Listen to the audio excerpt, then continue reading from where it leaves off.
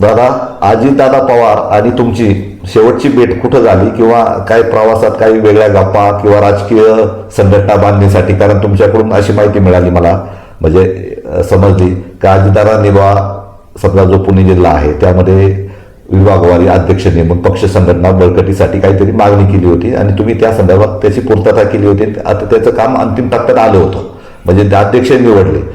परंतु नेमका पक्ष संघटना बळकटीसाठी आता अजितदादांना ही जबाबदारी फार मोठी आहे, तर यासाठी काय तुम्हाला वाटतं? खरं म्हणजे हा विषय माझा अजितदादांबरोबर 4 महिन्यापूर्वी झाला होता.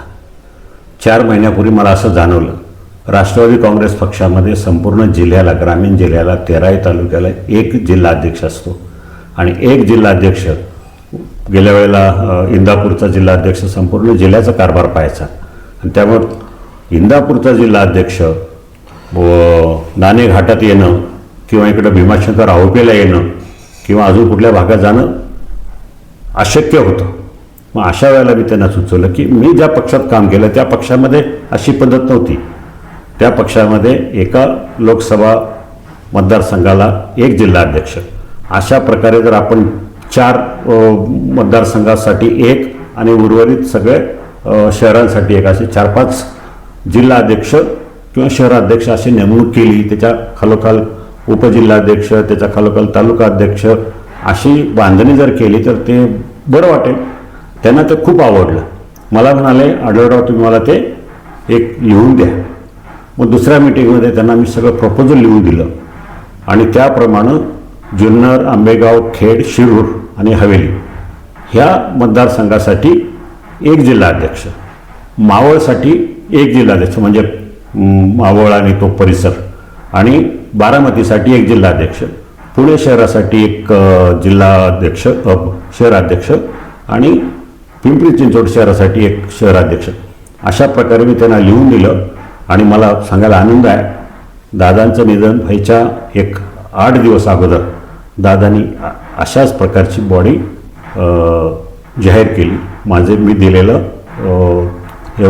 सूचनेनुसार. सूचनेनुसार. मला त्याचा आनंद झाला की त्याप्रमाणे त्यांनी ते अंमलात आणले.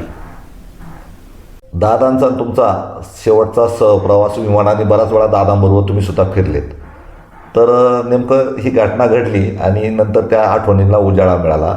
तर तुमचा आणि दादांचा नागपूर किंवा नाशिकला एकाच विमानाने, तेच जे विमान अपघातग्रस्त होतं त्याच्यातच दौरा झाला, तर काय म्हणायचं नेमकं दादा? खरं म्हणजे दादांचं शेड्यूल खूप व्यस्त. एका दिवसात त्यांना 4-4 शहरामध्ये, 4-4 जिल्ह्यामध्ये, 5-5 जिल्ह्यामध्ये दौरा करून कार्यक्रम करायचे असतात आणि ज्या वेळेस त्यांच्याबरोबर मला जाण्याची संधी मिळाली, मध्यंतरी शिर्डीला अधिवेशन होतं पक्षाचं, त्यावेळेला मी त्यांच्याबरोबर विमानानं गेलो. बरोबर सोबत दिलीपराव वळसे पाटील होते. नागपूरला सुद्धा अधिवेशन होतं, त्यावेळेलासुद्धा पुण्यावरून सुनेत्रा वहिनी, मी, पार्थ पवार, वळसे पाटील आणि विठ्ठल तुपे, चेतन तुपे, आम्ही सगळेजण त्याच विमानानं गेलो आणि अशा अनेक वेळा विमानानं किंवा हेलिकॉप्टरबरोबर त्यांच्याबरोबर प्रवास करण्याचा प्रसंग आला. त्यातून एक गोष्ट मला जाणवली की एखाद्या माणसानं किती टापटीप आणि नीटनेटकं असावं. राहणी तर सोडाच, परंतु विचाराची सुद्धा, कामाची सुद्धा. विमानामध्ये बसल्यानंतर सुद्धा फाईल उघडून कामं बघणं, PA बरोबर असेल किंवा सेक्रेटरी बरोबर असेल तर त्याला विचारणं, ह्या गोष्टी त्यांनी खूप अविरतपणे, कधी न कंटाळता, कधी न थांबता सातत्यानं कामं, विमानात असो, हेलिकॉप्टरमध्ये असो किंवा हॉटेलमध्ये असो, कुठेही बसो, स्टेजवर असतानासुद्धा त्यांनी कामं केलेली मी पाहिलेली आहेत. असा कष्ट करणारा राजकारणी मी माझ्या आयुष्यात पहिल्यांदा त्यांना पाहिलेलं आहे. एकंदर म्हणजे तुमचा सहवास म्हणजे अलीकडंच राष्ट्रवादी काँग्रेस पक्षात आल्यानंतर त्यांच्याशी वाढला, परंतु त्यांचं आता निधन झालं, दुर्दैवी निधन झालं. त्याच्यामुळे आता तुम्ही एक राष्ट्रवादी काँग्रेस पक्षाच्या कार्यकर्त्यांना एक मोठी जबाबदारी आली, तर काय आवाहन करू शकता या जिल्हा परिषद पंचायत समिती निवडणुकीत? मला माझ्या सर्व राष्ट्रवादी काँग्रेस पक्षाच्या कार्यकर्त्यांना आवर्जून आवाहन करावं असं वाटतं की अजितदादांच्या गैरहजेरीमध्ये अजितदादांचं स्वप्न पूर्ण करण्यासाठी, त्यांच्या मनातली इच्छा की पुणे जिल्ह्यामध्ये जिल्हा परिषदेवर राष्ट्रवादी काँग्रेस पक्षाची एकहाती सत्ता यावी, ह्यासाठी राष्ट्रवादी काँग्रेस पक्षाच्या घड्याळ या चिन्हावर लढणाऱ्या सगळ्या उमेदवारांना प्रचंड बहुमतानं विजय करा, अशा प्रकारची जी त्यांची इच्छा होती, त्या इच्छेनुसार आपण सगळ्या कार्यकर्त्यांनी झटून कामाला लागलं पाहिजे.